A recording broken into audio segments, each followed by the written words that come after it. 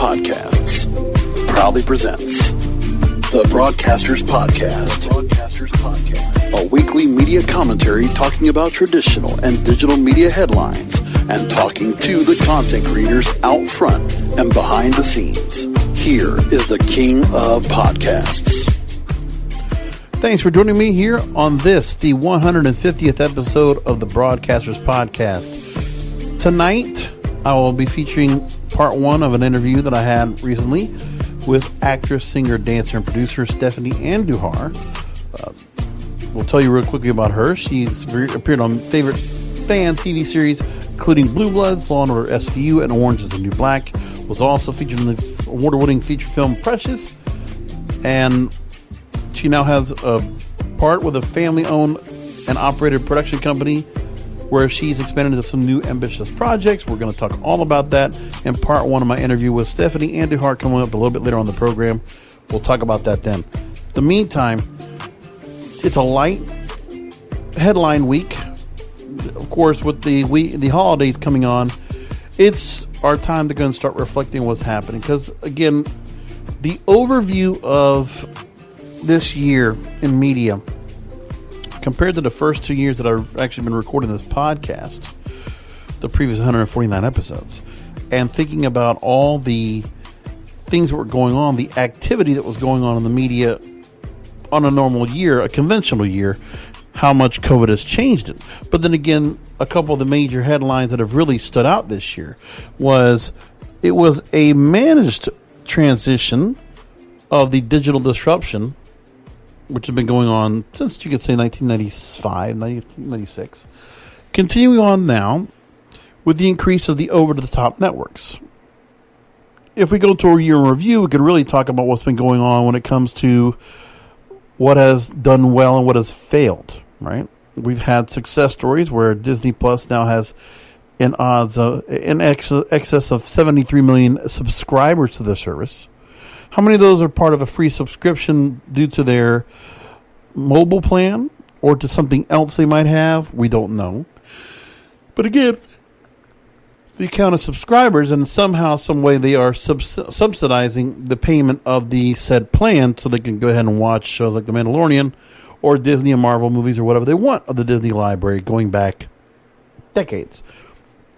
So there's that. Then there's the failures of the year, including Quibi, which only took 7 months for it to come up. You thought of it as an original project. You thought with all the money they put into it and a lot of things. I'll tell you, there was a story. Company Man on YouTube did a great feature on Quibi on his channel. I would recommend everybody go and take a look at that. It was very comprehensive, very well read, and a very good explanation of why they failed. But again, it's a culmination of a lot of things. The digital disruption also created an evolution, a digital evolution of our content, because we're still in a lot of limbo. And this is contributing to a lot of the fear that the pandemic has brought to us and what industry has yet decided to go ahead and jump back into the full-fledged front and really bring us content like it normally we have. Live concerts, movies and cinemas, and the like. We're not getting any of that. We're not getting Broadway performances. We still don't have any of that yet. And we have the vaccines that are now coming in that are going to be starting to be distributed by the end of the year. There'll be a number of people who will be able to have access to vaccine. But again, the widespread distribution, will it be enough for people to go ahead and say, okay, it's time for us to start letting industry come back. If you're going to keep masks on people for an extended about a myriad of time, are you going to drop a few things? Will you continue to take what the science says, what the CDC says, and say, okay, are we going to continue to have social distancing? The social distancing part is the factor that's really holding back any opportunities for large-scale events or for congregations of events in general. And that's one of the things that's going on. Now, one of the arguments I can give here is I don't make a big deal about it, but I am an avid churchgoer. I go every week. I'm a devout Catholic. I go to Mass. I don't make a big deal about it. But what I can say is we do have people there on a regular basis. As far as I know, a lot of other churches are also congregating as well.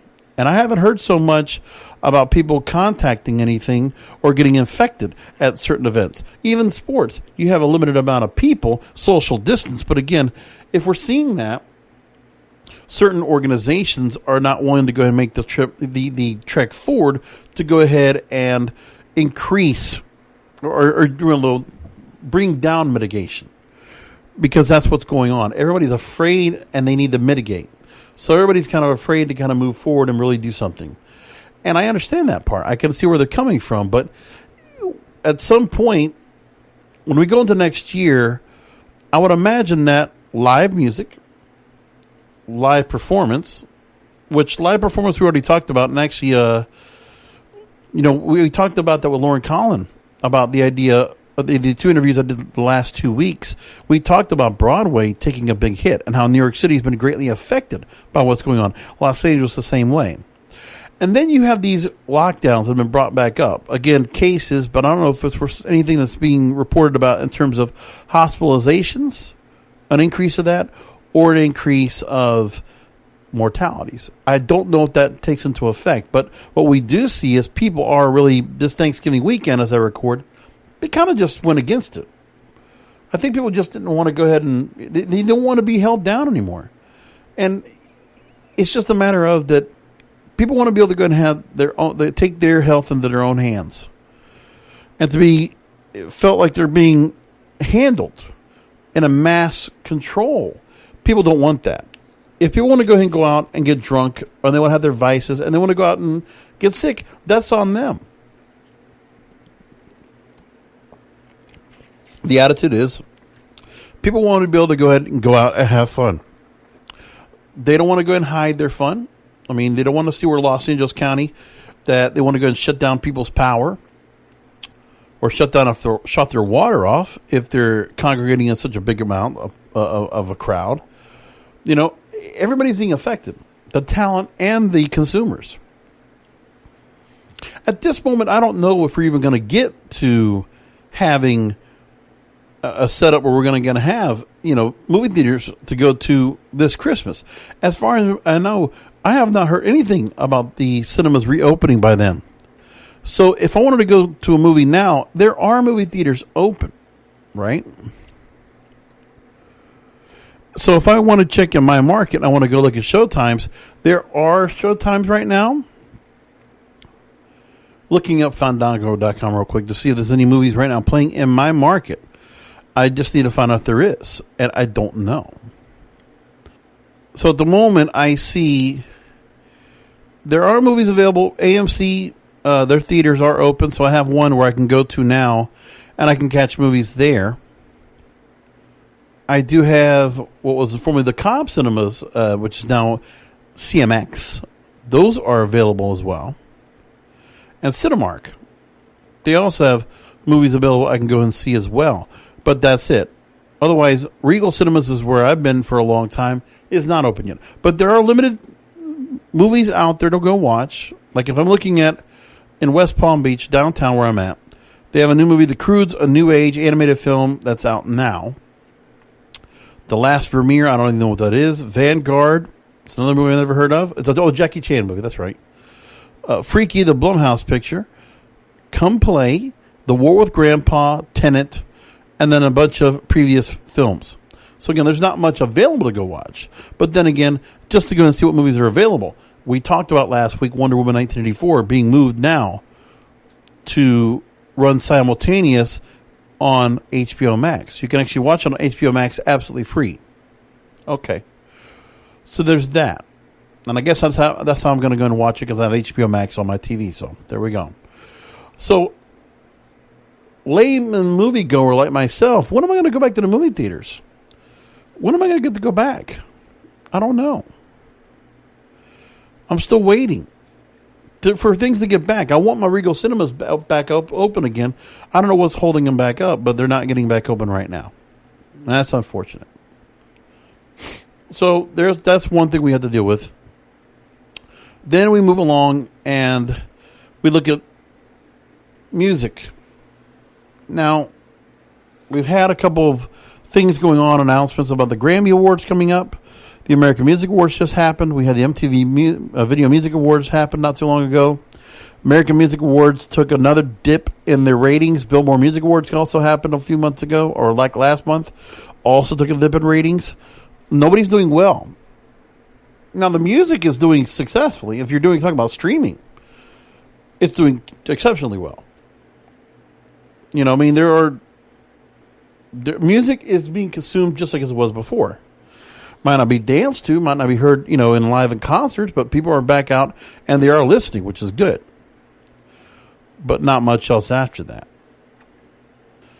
So we have that going for us. Then other things that have been going on, like in my industry of podcasting, it's just been moving right along. We have deals of other companies wanting to acquire each other. Wondery is being looked at right now as a possible buy. I want to say, was it Spotify or was it Apple? I think that's talking about buying Wondery, the podcast service. Then, I mean, podcasting right now is an industry and it's there. I just think what's happening when it comes to podcasting is, at least for some of the work I'm doing, it's really just trying to figure out how to go ahead and embed some ads and try to make a little bit of money off of it. There's the people that can make real big money are those that already have some kind of a position beforehand. But to really go grassroots and really build a big audience, it's tough. Not easy. I have a show that I do on the Cannabis Radio Network, Blunt Business, that does pretty good. But, and again, it took time to go ahead and build that audience up, to build that show up, to get it where it is. So again, it does take time to get it moving on. I mean, hell, I got a one-on-one podcasting series. It's making a little bit of traction. Not much, but it's nice to have. But again, it's to make sure to keep the content going. And that's where we're at. Same thing for people doing YouTube or Instagram content or TikTok or whatever it might be. It's interesting. But again, one thing I'm noticing, which I hope will change coming up next year, is that we're starting to feel like there's a little bit of music continues to be built, continues to be crafted and recorded because you can do it as easy as you want. Podcasting the same way, YouTube content the same way. There's always new content across all those channels. Now, the filming that goes for Netflix or goes for all the other over-the-top networks, network television, and cable, that all took some time away. And then one of the things that's been done right now, the first people that got their shows back up and running again were existing programs from the networks. We talked about it last week briefly, about the idea that they want to go ahead and put out content where the pandemic is still existing now.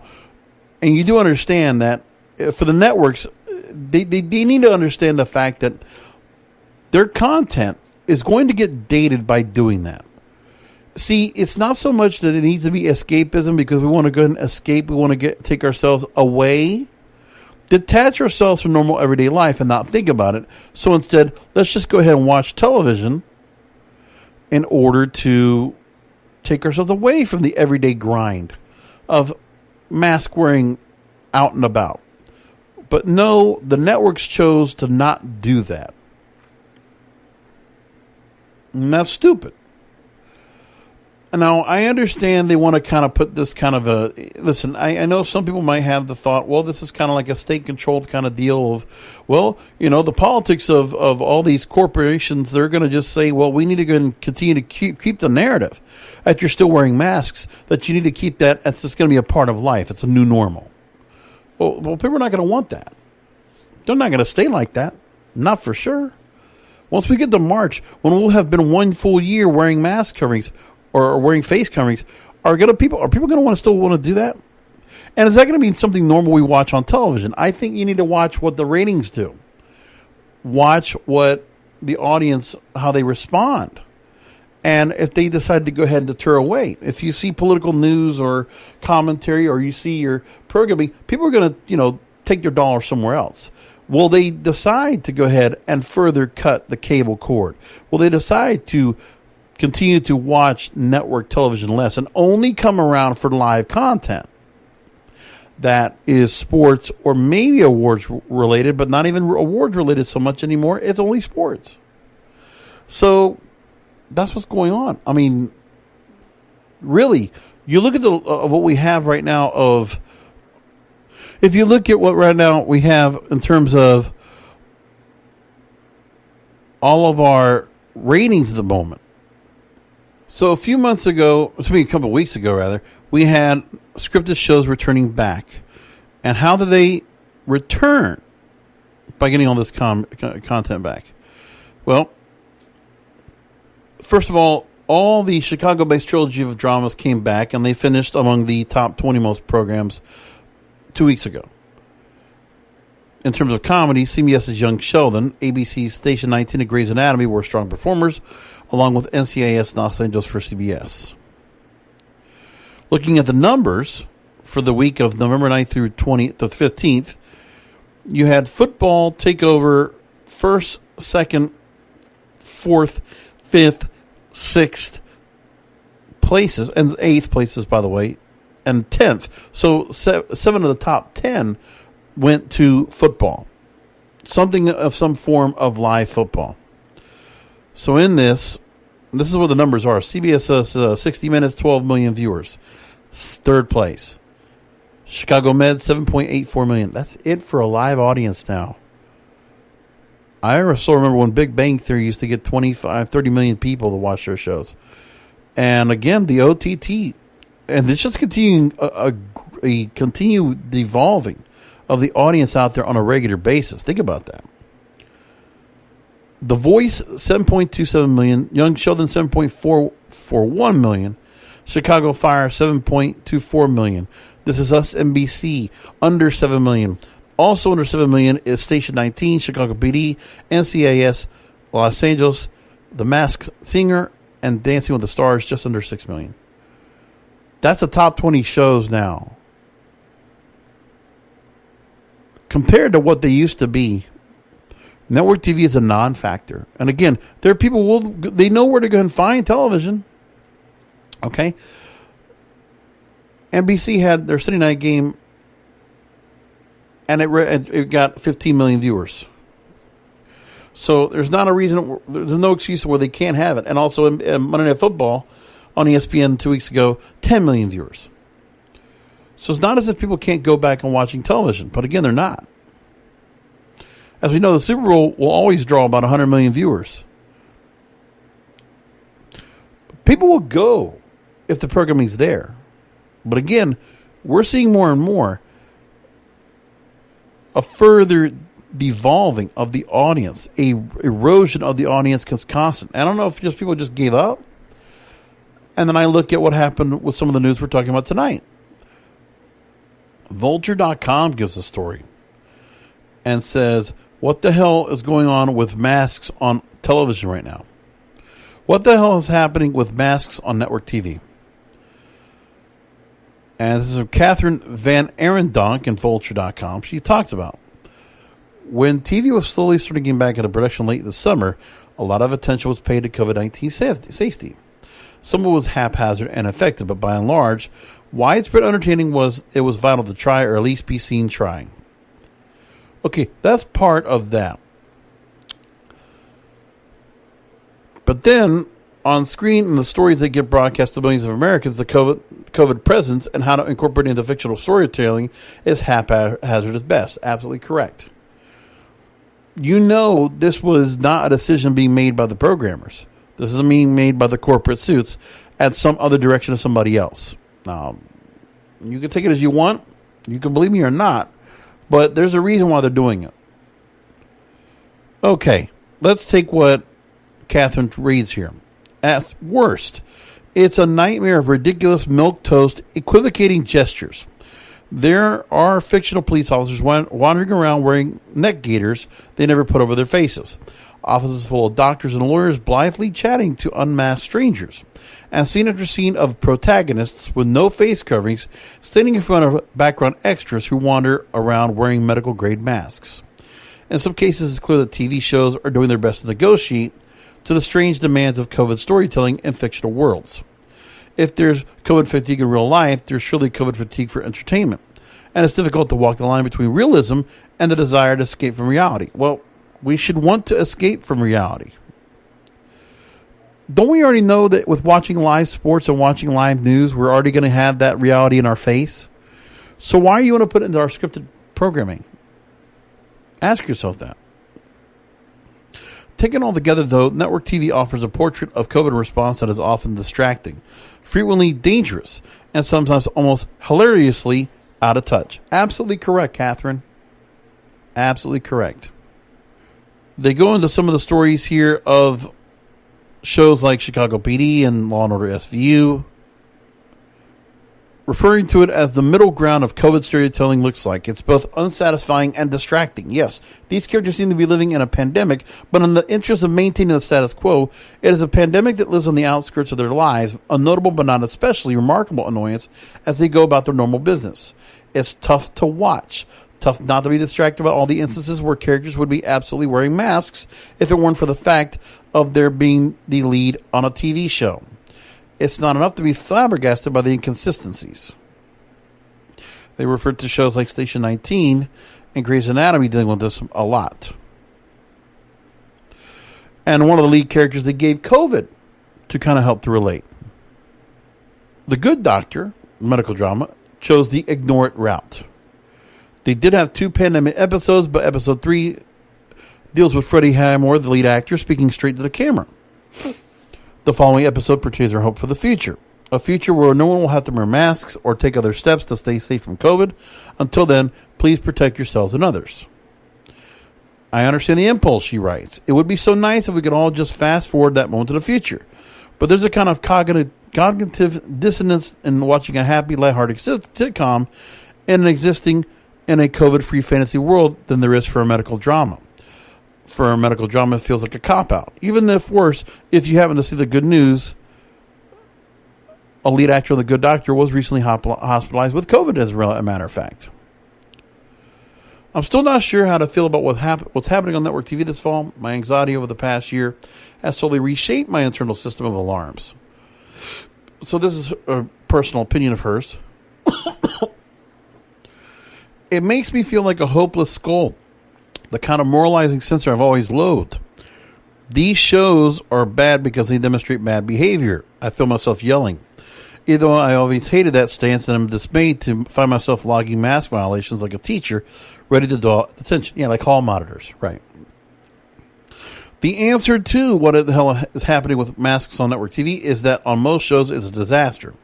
On most network shows, masks and other COVID acknowledgments feel like sloppy and indiscriminately imposed half measures, more of a shrugging evasion than an attempt to take any of this year's calamity seriously. It's not chiefly their fault, it's the result of spectacular abdication of responsibility. Okay, political, she's saying. But I'm tired of being futilely furious at them, so my fury is funneled in the direction of network TV procedurals. So again, she's half right. Some shows should tackle the subject. Yeah, if it's a medical drama, sure, why not? Add it in there. And that people know there's hope of being able to go ahead and, see the recovery of people coming out of this.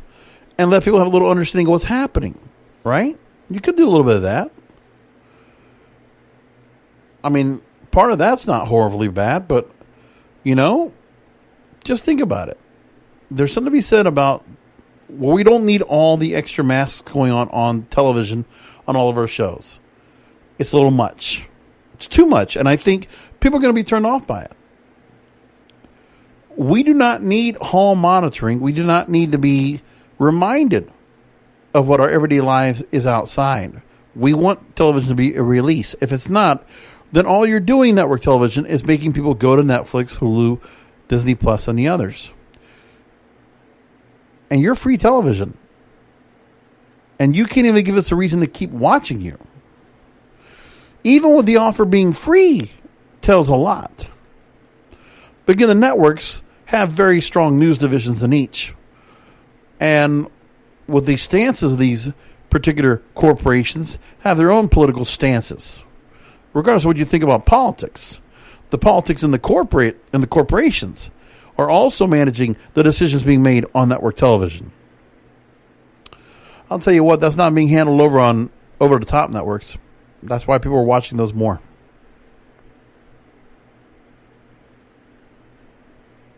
Another story I didn't get a chance to read about a few weeks ago that came up was from Russ Burlingame and comicbook.com. Now is the time to reimagine network TV.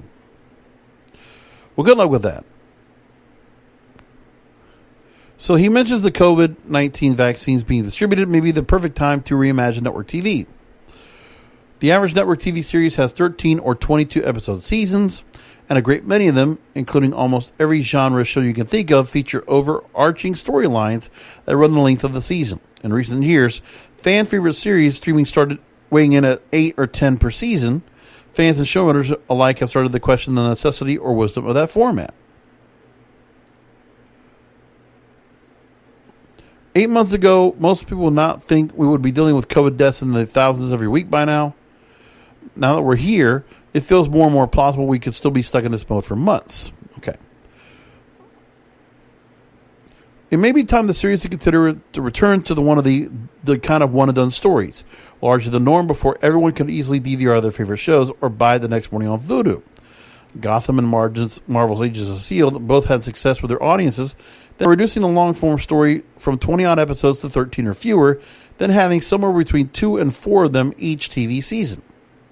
That would give audiences a chance to enjoy some form of long-form storytelling without running the risk they would feel like they put 18 weeks in, only to have the plug pulled in February and the last 4 episodes on hold for months. There are challenges with such formats for sure. It's difficult to get guest stars to travel internationally, and having fewer long-form stories and more one-offs would therefore be likely to create a kind of casting bottleneck, since you can't expect to turn back to that big bad to drive an episode every 4 weeks or so. Harder to keep the audience invested as well when there isn't an overarching storyline because the stakes feel smaller. This is the challenge that keeps comic book fans from buying fill-in issues or anything that takes place immediately before during a big crossover event the book isn't even a part of. Now I move along later on and says that shows like the first season of DC's Legends of Tomorrow, which has shorter seasons than the other Arrowverse shows anyway, with a lot of one-and-done stories built with a single overarching story arc at the end of the season. It isn't the most beloved season of the show, but the series' identity has also evolved a lot since then. In each season, there are 2 or 3 standalone episodes that turn out to be fan favorites. A show like that seems to be ideally suited to reworking a season slightly to something less likely to be obliterated if numbers continue to rise and productions have to be put on hiatus again. I don't know if I really believe all of that. I just think that we took a lot of the ideas of our new programming formats for pay TV and over the top from the BBC and from Europe. Binge watching is the way to go now. And they want to be completely devoid of most reality. You can inject realism into the storylines, sure. But I don't think people want to have the thought to go. And remember, we don't have movies to go to now.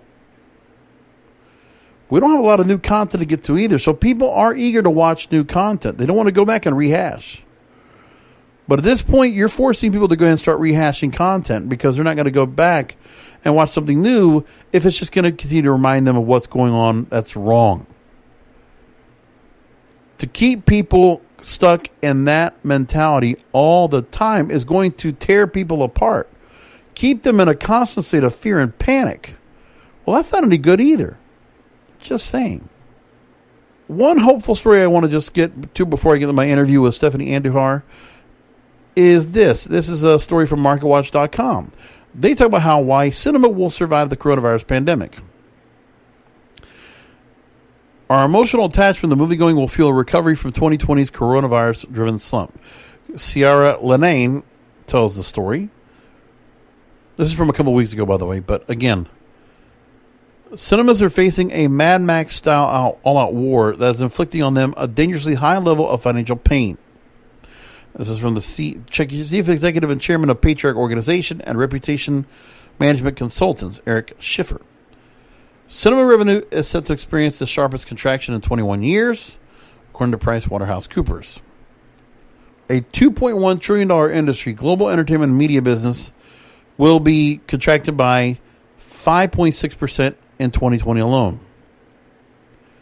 AMC Theaters, the biggest cinema operator in the world, warned in a recent regulatory filing it may run out of cash by year end or early 2021. Too big to qualify for bailout loans like those under the Paycheck Protection Program, but they are tapping capital markets, reorganizing debt, and reaching out to investor groups in an effort to bolster cash and stay afloat. Cineworld, that owns the Regal chain, second biggest cinema company, temporarily closed all cinemas, putting 45,000 jobs at risk.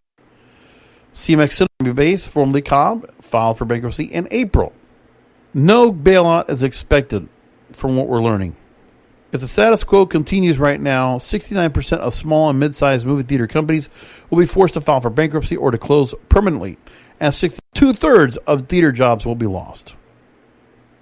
The Directors Guild of America, National Association of Theater Owners, and the Motion Picture Association wrote a joint letter to congressional leaders that says our lose the social, economic, and cultural value that theaters provide. There are thoughts about what they can do to generate a regular flow of funds. One thought is cinemas could change their model to a subscription service and ask their customers in the short term to help bridge the financial gap. They might get customers willing to spend money today and to assure it could be the customer doesn't get the benefit now, but the assurance that the service will be there in the future, they'll get some kind of discount. Also being said that the cinema model works, which is why after being shut down, AMC feels it can go to market and raise money. Still, not all theaters. That doesn't necessarily mean they'll go out of business.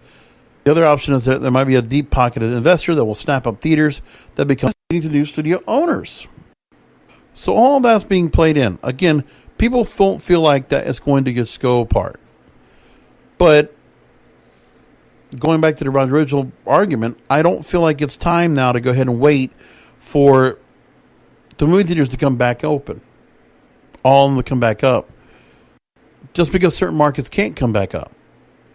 Again, it's a corporate decision across the board. And they're willing not to go ahead and open up certain markets for whatever reason. It's unfortunate. Again, if they're not able to make the kind of money they need to make, that's what's holding them back, not COVID. I mean, partly is COVID because of the decisions of the governments in certain states.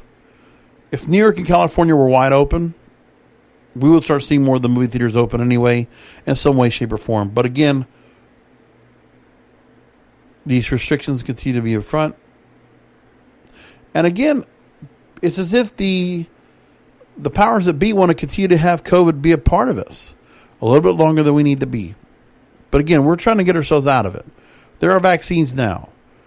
Once the vaccines are coming into play and people can start getting to those, are they going to just wait for the science to get done and say, okay, look, your hospitalizations are down. The cases are not going to go down. And that's what people don't understand. The cases are not going to go down to such a significant point that we're going to just have nobody getting cases and getting infected. No. And hopefully the MAC will get people to say, okay, we feel comfortable now to start doing things like we did before. As long as people know that they've been vaccinated, just like they've been vaccinated for rabies or flu or whatever they might feel. If that's how people want to go and feel better, more on them. Let it be.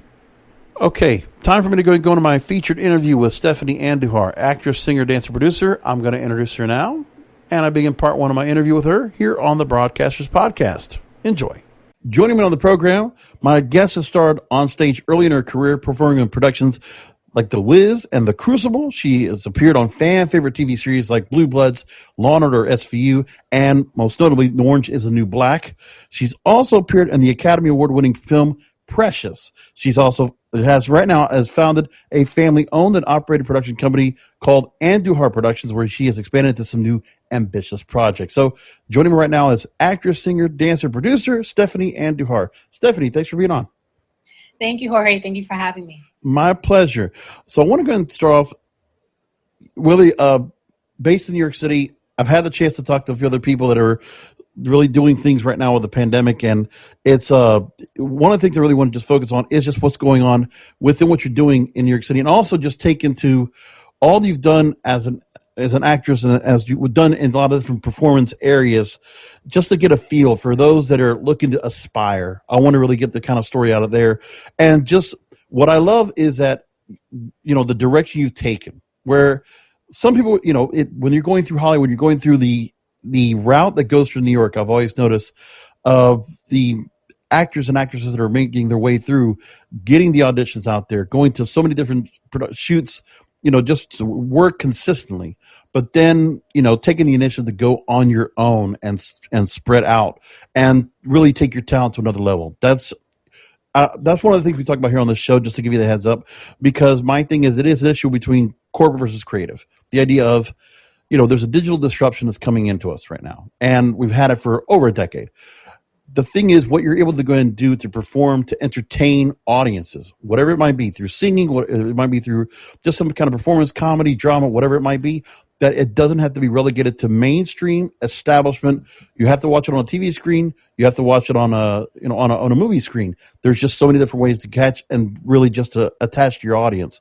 That's what I really wanted to delve into in this interview. So first off, you spoke with Authority Magazine, and you told them, quote, "I dealt with certain industry folks that would tell me certain things to try and break me down when I needed them to help me big me up. It added just more fuel to my passion to keep going because everyone wants to get to some level in their career. But for me, it's always been about my performance and making my fans feel something with whatever I do. I realized not only should I have a thick skin in this business, but all I can do is my best and leave it in God's hands." So I wanted to go and give me like the idea of what you've dealt with just as in the climb of working in the field that you love and the back and forth you've dealt with. Yeah, man, it's definitely been a journey. It's not been that easy. I mean, anything you want to venture out in life to do, it's you're gonna start out victorious in the beginning, but then there's gonna be tests along the way to see how committed and how passionate you are to attain your goals. You know what I'm saying? To attain your dreams like that. And I came across certain industry folk that, like, for instance, there was another former, because I had a couple of managers, but I guess it was about the second manager I had. And I remember trying to get agent meetings. And she said, "Well, Steph, it's, it's not that easy. You're not drop dead gorgeous and you're not this, you're not that." And I just looked at her and went, Wow. "You're my manager." Like, you know what I'm saying? Like, you're one of my managers. Like, you're not, what's up? You know what I'm saying? Like, first of all, you should be nurturing your clients. And actors need confidence. Even Al Pacino said that in one of his interviews, because I'm a big fan of Al Pacino. And I remember he said actors need confidence. They need to feel that they can play these characters and whatever have you. But that right there was something that I said, I don't want to toot my own horn and be like, I'm drop dead gorgeous. But I know I'm not ugly either. You know what I'm saying? Like, no, you have fans that absolutely find you amazing. I know. And the thing is, it's the encouragement to get that confidence. Like, if you're not even sincerely encouraging your client, then what the fuck are you doing there for? How are you going to best represent that client? And the truth is, I mean, we see, it's for a lot of Latina stars. Okay. My family's Cuban. So the idea of the thing is, just for reference, but anyways, we see a lot of different men and women that are of different character actors that have a distinctive look. That's what brings you to the camera in the first place. And most importantly, you want to be able to have somebody that looks and relates to everyday people out there. That's why it all works out. Like, listen, I mean, that's the reason why Danny Trejo or, guys like that are able to go and get work, because there's a look to them, something distinctive that stands out. And they always find work because it just can't be where Hollywood is all pretty faces. It's just not, because some of those are just getting lost in translation. Exactly. I agree with you. It just boils down to the talent and boils down to the character you're playing. If there's a character that's meant to look like this and you happen to fit it, then there you go. It's not, like you said, this business is half and half. Half where they have to appeal to the aesthetics, half to where they have to appeal to the talent. That's what I've learned coming up. So even when someone like her would tell me that, or somebody else is saying, "Oh, you could always lose 5 more pounds." That's a big thing in the industry. Or you could lose 5 more pounds. If I'm already like 120, lose another 5 more pounds. You're like, what do you want me to do? Get down to 90 pounds? And then what else is going to be left of me on the screen? Right. But I'll tell you like this too. So Orange is the New Black is one of the places you were best notable, Little Rosa. And the thing is, that show, you're talking about every actress there, no makeup, looking, as natural as possible. And it was a totally acceptable thing. We just all like, yeah, it's real. It's prison. You're supposed to look like that. And even the fact of even when they portrayed everybody in the flashbacks, everybody wasn't like overly dolled up and looking super pretty. No, it was everyday people, and it worked. And that's something we see more on than off. And I think, and this is something I've been asking for some other people right now, is because of the pandemic. I think that actually benefits, actors and actresses that are just natural looking, that do not need the glam or the pomp and circumstance. Because when you're sitting behind Zoom calls now, you can't work at the moment for the last 8 months, then that only works for you. Only to your benefit. I agree. I think that's why Orange was a success when it came out, because they didn't care about, we got to make our actresses or actors look glamorous or, put on this ton of makeup. I remember even on the auditions, they were like, don't wear a ton of makeup. Don't come in looking all dolled up. Just come in looking like yourself, because this is what we want the viewers to relate to. And it worked. If you're in a prison and you're playing prisoners and cellmates and stuff like that, they're not wearing makeup every day in real life like that, man. And that's why it was relatable. And now a lot of content is being, washed down with like, let's put that glamour back. And it's kind of like, so then don't say later, oh, why didn't this series work? Or why didn't this movie work? Why?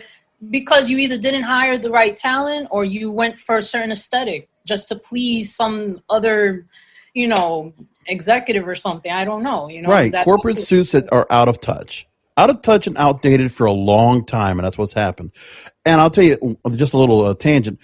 Gingy Cohan, to her credit, I've watched Weeds full Glow, which unfortunately is canceled. I hate to hear that happen. But no, that and Orange, honestly, something about the way she puts her shows together is just fantastic. And honestly, it's one of those things where she's a director that I will watch just about anything she puts out. Right. Really just stands out like that. And I love that, and the thing was, also, it was the diversity of the talent pool they had on that show was great. Like, I love the Spanish contingency on that show. It was just fantastic. Right? Yeah. It was good stuff. Now, I want to go and move along. You did find your way into some significant film and TV products. And I always notice, for me, I'm a big fan of Law & Order for a long time. The old school Law & Order, SVU, and the Criminal Intent. And I always noticed it was just that pipeline of either just New York-based stars that were always around to like work roles for whatever that procedural episode is for that day. A lot of Broadway stars go to that route. A lot of actors and actresses trying to make their way up. You were in there early on. And there were a good amount of actors, like I see, that just find consistent work on various projects there. Take me through the grind that you went through from auditions to on-screen acting, working down in New York City. Yeah. I remember I was at Pace University because I graduated from Talent Unlimited High School. I came from there, majored in drama for 4 years there, did a lot of theater. And then I went into Pace University to get my business degree. I wanted to do something different. I didn't know if I wanted to, keep on acting. But for some reason, it kept calling to me. So while I was trying to go this way, it kept saying, no, we're going to bring you back this way. So I auditioned for Law & Order. And I remember I went in with clothes under my T-shirt to make it look like I had a fake belly. And then, some boots and stuff like that. And I went in there and they thought I was really pregnant too. They were like, are you really pregnant? I was like, well, is this gonna really get me the part? And I said, no, I'm not really pregnant. If I really was, I wouldn't be here. I think I'd be more concerned for my child. But I ended up booking that. And then that was my first foray into it. And right then and there, I got the experience of what it was like to be in a trailer, all the waiting that was going on set that I never knew before. So now the glamorization started going away. And I said, oh, this is a real job now. Like this ain't just me showing up in front of the camera being cute, this is real work now. Then after that, Precious came up. It was called Push at first, and then they named it Precious later on. Then when that audition came up, I remember I had to deliver my headshot in person for the first round. It wasn't even just bring your headshot out, you get your audition. No, they wanted it hard copy at the time, not even and there were emails at this time, but they didn't want that. They wanted an old school method. So I went. Then finally, when I got the audition, I went walking in the rain. I remember it was downpouring rain that day. I went to the audition. Every other girl was like in the bathroom, drying off their clothes, drying off their shoes. And so I just stood in the waiting room there, drenched as ever, but didn't let it faze me. Then I went in and met Lee Daniels, the director, and he really was blown away by my audition. And I did something right there, and he added me to the cast. And Wow. You know, it wasn't that I went in saying, "Oh, this is going to be an Academy Award movie. I'm going in for this. I want to become a star." It wasn't like that. I was just happy. When I read it, I knew it was good. I even knew it was going to win Sundance. Like, maybe that's the Boricua in me. We just got good intuition. I don't know. But I say, yo, this is going to win, because I hadn't seen something independent and real and authentic in a long time. There was always a gap between good independent films that have been really good that you'll remember. And then there's a gap of like cheesy movies or just whatever movies. Then finally they come back to that raw talent you hadn't seen in so long. And I just knew Precious was going to be one of those hits. I had a feeling. But I actually thought it was just going to go to like HBO or something like that. And then I was going to be happy with just that. But then when it got the accolades it did and the recognition it did, that was amazing. And I was just happy that a story like that could be told, you know? Then after that, it was just more auditions, more some auditions that maybe I didn't think was going to pan out. And then finally some stuff that did pan out, and just kept on going. And that, you know, it's funny when you go through the auditions, at first you're like, oh God, but I enjoyed those moments of just going to an audition, like taking the train or walking to an audition, because you felt like your foot was in the door, and it just felt good to be recognized for your talent, even whether you got the audition or not. It just felt good. I want to ask you about on the set of Precious. You obviously had a chance to go and work with the star, Gabrielle Sidibe, which also the epitome of somebody that breaks the Hollywood narrative and works so well. Like, I mean, for myself, I love American Horror Story, and just great acting chops, and just really just somebody that you want to, is so likable, and really just pull away. Taking a movie like that just breaks out a star like that, and all of a sudden, and it relates because everybody wants to go see. It's that then you're on the ride. I want to see this girl be as high up in the stars as she can because she's a star, and like so proud of her. That's just great stuff. And with that said, you have that journey and you enjoy it, but not everybody gets to feel that way. A lot of actresses, you just feel like, well, I just need to put money on the table. But the thing is, there's something more to you. It's just a matter of having the passion for it, where it's always you're challenged, and you're just like, okay, I'm in this environment where, you know, I should be intimidated, and everybody else thinks they know better than I am about where I need to be and what my role is on the set. So what is it that you do yourself to keep yourself, you know, level-headed? I think that's why I created my own content. I created my own content because like I said, it was never about becoming a star or getting famous or nothing like that. It didn't start for me like that. I always just loved performing. And that was what it meant to me. You know what I mean? Just to keep on showing my abilities and sharing them, and showing that, look, if there's someone like me that can do this, why not someone else? Because there's a lot of other boys and girls out there that want to act and stuff like that, and they want to get it together. And I think what keeps me level-headed too is you got to stay grounded in this business. You know, like this business can kind of be an illusion at first. You know what I mean? Like you're thrown certain things, and then they want to keep you kind of feeling like you're always going to be on a roller coaster and you're going to ride that wave, but they don't tell you the roller coaster sometimes ends, and then you got to go on another ride now. Like, right. But you're also willing to push back. Yeah. You have to. And honestly, I always feel like, and you tell me if this is, I'm from the outside looking in, but just looking at Hollywood, looking at the media itself and entertainment, that it is a corporate fit. I mean, it's still, you have corporate people that are just, you know, they have, this is the way things always been done. And we're doing things like we did back in the day. But it's like you have to push back, push the narrative, and just buck the system a little bit. But then if you're confident about what you're doing and you're not intimidated by what's going on, that you do move ahead. Because I think you had to be kind of a fighting, scrapping kind of an actress in order to go ahead and get the part you got. Yeah. That people can go in first, and there's a lot of competition. There's a lot of people that like to be competitive, a whole lot. Right. And I think what got me successful, in my opinion, was I didn't come in like that. I didn't come in, you know, this is mine. Right. I always felt like if it's for me, it's for me. If this role is meant for me to play, I'm going to play it. And I'm going to play it to the best of my ability.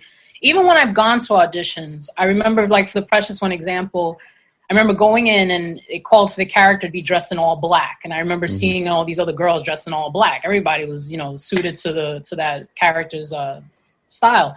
But I could even tell who was maybe right, who maybe wasn't right. Because you can just tell, a lot of these businesses, we're looking for certain girls, but all right, we'll look at a plethora. Even though we know we want a girl that's 5'5", maybe just a slim build, but we'll look at this girl, we'll look at that girl. We'll just, we'll have options. Right. And I already could tell. And I said, you know what?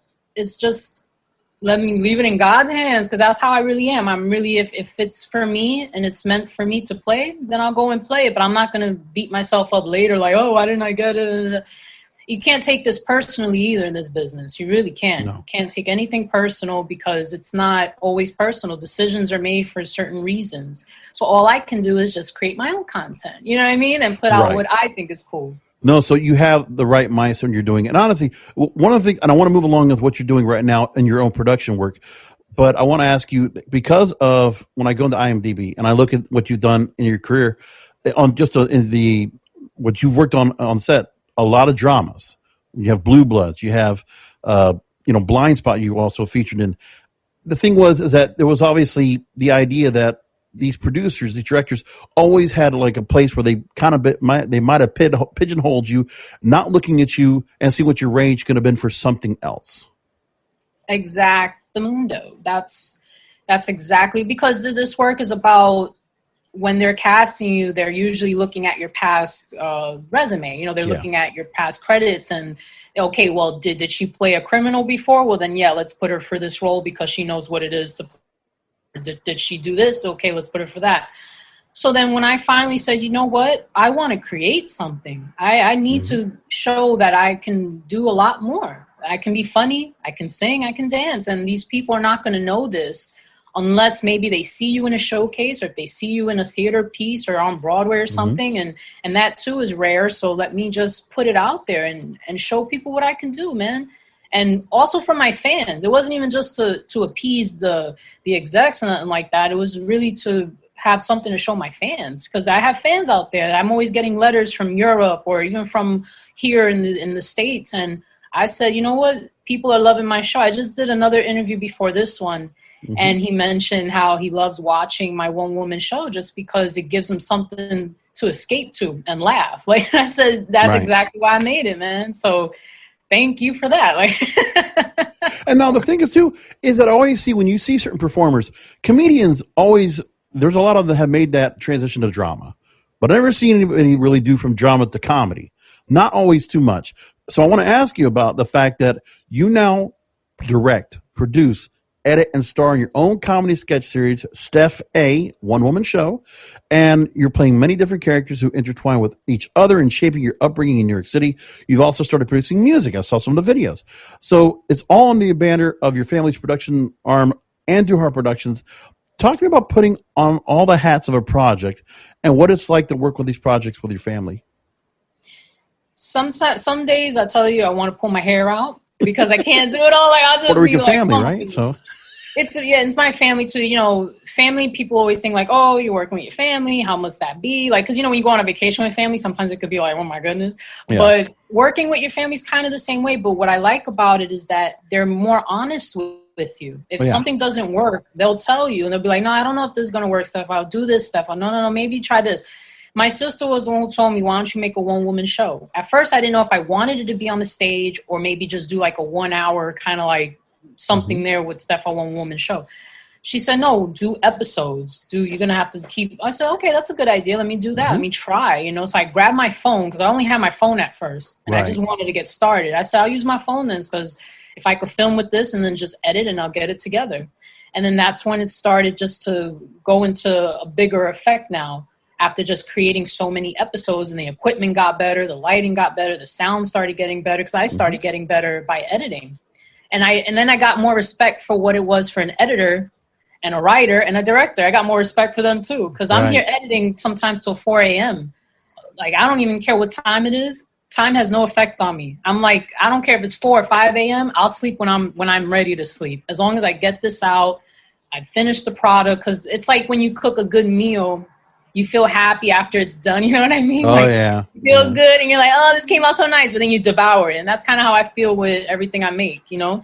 But working with my family it's not a bad thing, man. If anything, I like that. I like that they could give me critique, like give me criticism, but good criticism. Because some people, you know, like maybe that aren't your family, they'll want to kind of critique you but kind of put you down at the same time. And you're like, are you doing what I'm doing? You don't know what it's like. You only see the finished product. You don't know what I go through to film all these things. Right. I nearly hurt myself to do my own stunts at the same time. I just threw myself in the middle of the street the other day as one of my characters. And I was praying and hoping because my mother was riding a bike with a GoPro attached to it. So I said, Mom, just ride the bike and I'm going to, you know, kind of fumble behind it and do my thing. She said, okay. I didn't tell her I was going to fall in the street because I knew she'd be worried. So I was like, just do it. So just fall real quick. I fell right in the middle of the street, you know, on purpose. And then I thought I heard a car zooming on the block. I got up so fast. As soon as I got the fall, I went, whoa, is there a car? Okay, no, there was no car. So thank God. But it came out perfect. And this is what I do. I sacrifice a lot to create art. You know what I mean? Like that's what this is at the end of the day. It's just me sacrificing a lot to be able to produce and do my own content, man. And you're working with people that have your good intentions. Exactly. That are going to be critical of you. Yeah. And then also something to be said about learning about being that full utility, having that full tool belt, being that Swiss Army knife of learning, editing, production, you know, storyboarding, having to do it all on your own and just learning that whole craft yourself. But now, one thing I was talking about with a couple of people here on the podcast is about there is a change right now from celebrities not having the kind of the star power not being as the pandemic has really exposed celebrities not having the appeal like influencers do now. So people that are online doing their stuff on YouTube, doing their stuff on if they're using a Twitch channel or using TikTok, and finding the way to go ahead and reach that newer audience to tap in. When you've come from the original that, you know, going on the auditions, going the established Hollywood, you know, the way you get on the movies and TV and doing it now and becoming a digital influencer, talking about the difference. I mean, did you feel like you were did people make you feel like it was a step down or no? No, you know, not so much. It's not a step down, but I can imagine some people might put that in your head. Well, yeah, that, and I think, you know what it is that at least I got to, because depending on where this all goes, where now, because I've been putting auditions on tape as well for quite a while, and that's kind of what the casting process was. Before it was you saw a casting director and maybe they didn't have cameras set up, so now they're just going based off of their recollection of your audition, and then those, you know, recommend you for a callback or something. But casting directors were already putting a camera in the room, recording you, getting your lines on there, doing a slate, and then you go about your business after that. So now they just kind of took out the middleman where now I'm just putting my audition right here. If you like me and I have the potential for the part, then you'll call me in for whatever have you. But I think if anything now, it's just interesting, man. I think if anything, at least I got to experience that. Because now in the future, there's a lot of people, the next generation before me or after me, I mean, they're not going to experience that. They're not going to know what it was to walk to an audition and to go turn in your headshot and all those things. So now it's like more of like, I'll miss it a little bit and kind of, but at least I got that experience because now I know how to do a lot of my own stuff. The ones who are counting on that, who are still maybe don't even know how to put a self-tape on. You know what I mean? So I'm glad I taught myself and got the experience from going to castings and seeing their setup and going, okay, you know what? I can do the same thing at home. I can do the same thing. I can set up my own equipment, put on my auditions. At least I'm glad it was more of a learning experience, and I'm glad I got taught to do it, you know? Agreed. So even though it may be like, I don't know, I think if anything, people could think like, oh, it's a step down. You have to, like, now where they're picking this or picking that, because people are more easily gravitated toward views or towards how many followers you have when some of those followers could be fluff followers. You know what I'm saying? Like, it's not even real followers either. Like, but you just never know, man. No, but I'll tell you, do you want the grind where it's not in your hands, or you want to take it where you have all the creative control to make sure that you know what you're behind is totally 100% what you want to do? That's going to do it for me. Thanks for listening in. and hearing the show as you always do. As you find it, please go ahead and share, subscribe, and pass the word along if you're listening on the YouTube channel or watching on the YouTube channel. And until then, make sure to go ahead and come back next week for the Broadcasters Podcast. And remember, content and the control of your content is in your hands. Thank you for listening to the Broadcasters Podcast, presented by BroadcastersPodcast.com and KingofPodcasts.com. The Broadcasters Podcast is brought to you by KingofPodcasts.com/Amazon. If Amazon is good enough for the King of Podcasts, it most certainly is good for you. KingofPodcasts.com/Amazon. And don't forget to check out the King of Podcasts wrestling program. The Wrestling is Real podcast, exclusively at KingofPodcasts.com.